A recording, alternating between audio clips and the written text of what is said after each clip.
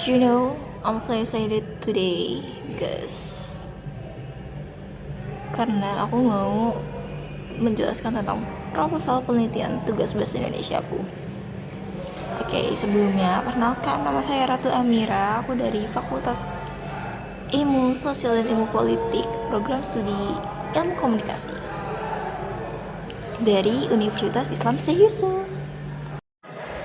Jadi, judulnya itu pengaruh komunikasi keluarga dalam mengantisipasi pernikahan dini di Desa Lemo, Kabupaten Tangerang. Nah, melalui proposal yang saya buat dari sebuah isu sosial yang masih sering terjadi di daerah ini, saya harap komunikasi keluarga dapat memiliki peran penting dalam mengantisipasi hal yang kurang untuk dikembangkan untuk kedepannya. Nah, lanjut untuk latar belakang itu aku memaparkan tentang manusia adalah makhluk sosial yang dimana sejak lahir kita sudah diajarkan untuk berbicara, mendengar, dan memahami satu sama lain melalui komunikasi dan keluarga yang merupakan ruang komunikasi yang kita miliki untuk pertama kalinya. Oke. Komunikasi dalam keluarga itu bukan hanya berbicara, tetapi tentang menyampaikan nilai, memberikan pemahaman, dan membangun kepercayaan antar sesama anggota keluarga yang ada di dalamnya. Nah, namun pada kenyataannya tidak semua keluarga itu memiliki pola komunikasi yang terbuka dan efektif. Kurangnya komunikasi antara keluarga dan anak itu seringkali membuat anak mengambil sebuah keputusan tanpa pemikiran dan pemahaman yang matang. Dan dari masalah ini, salah satu contohnya adalah pernikahan dini atau pernikahan yang dilakukan oleh remaja yang masih di usia di bawah 19 tahun, seperti itu. Nah, untuk di Desa Lemo ini, sebenarnya pernikahan dini itu sudah dianggap sebagai hal yang biasa untuk mereka. Dan banyak remaja yang memilih untuk menikah setelah SMP atau mereka setelah lulus SMA. Nah, keputusan ini seringkali didorong oleh beberapa faktor, yaitu bisa dibilang faktor budaya, ekonomi, dan minimnya komunikasi dalam keluarga mereka, seperti itu. Padahal pernikahan itu bukan hanya tentang sebuah status ya, tetapi juga tentang kesiapan fisik, mental, sosial, bahkan ekonomi dan pendidikan kalian juga. Nah, dari isu ini tentu ada dampaknya dong. Ada beberapa dampak, yaitu ada dari sisi pendidikan, yang dimana remaja yang menikah pada usia di bawah 19 tahun itu mereka cenderung akan mengakhiri jenjang pendidikan mereka. Ya, entah di jenjang manapun itu mereka akan menghentikan itu, seperti SMP atau SMA. Nah, mereka itu bisa kehilangan kesempatan untuk mengembangkan potensi yang diri mereka miliki. Sayang sekali, bukan? Nah, setelah dari faktor atau dampak dari pendidikan, ya dari sisi pendidikan itu ada sisi kesehatan, di mana sepertinya remaja perempuan yang memiliki resiko tinggi atau ya seperti dirugikan karena mereka itu dapat memiliki risiko yang tinggi terhadap masalah komplikasi kehamilan.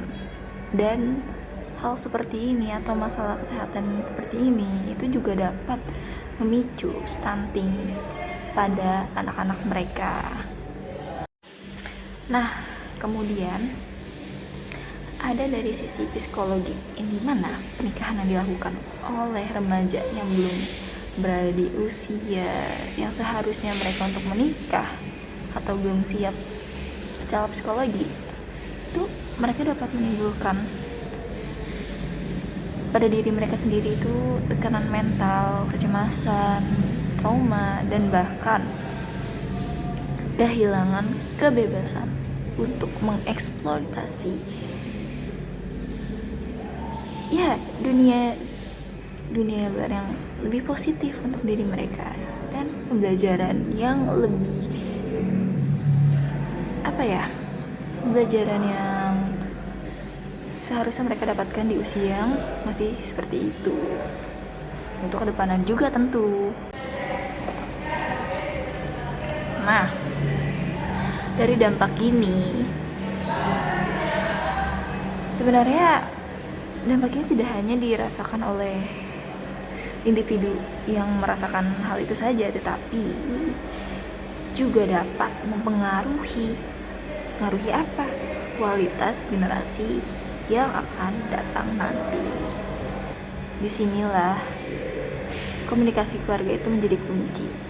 Ya, dari masalah-masalah seperti ini, komunikasi keluarga itu sudah menjadi peran utama atau kunci pertama untuk mengantisipasi. Nah, komunikasi yang sehat bukan merupakan komunikasi yang memerintah, tetapi merupakan komunikasi yang mendengarkan, membimbing, dan memiliki ruang untuk sesama anggota keluarga itu berdiskusi atau menyuarakan hak mereka, bukan hak sih, lebih ke pendapat mereka. And so, melalui komunikasi yang terbuka, remaja dapat melihat bahwa masa depan mereka itu lebih luas daripada mereka harus memilih untuk mengikuti jenjang pernikahan di usia mereka yang masih terbilang dini atau masih di bawah usia 19 tahun. Dan tujuan dari dibuatnya proposal yang membahas tentang isu pernikahan dini itu untuk mengetahui sejauh mana komunikasi dalam keluarga itu dapat berpengaruh dalam mengantisipasi pernikahan dini dan perbedaan komunikasi orang tua dalam mempengaruhi sikap remaja terhadap isu pernikahan dini yang sering terjadi di sini.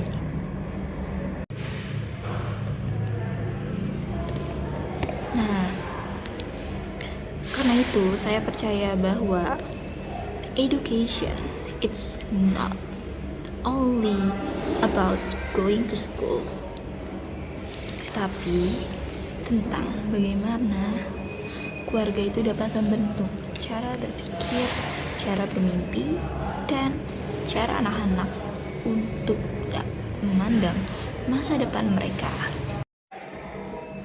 Dan melalui penelitian ini, saya berharap komunikasi keluarga tidak dianggap sebagai hal kecil, but as a powerful foundation to build a stronger generation.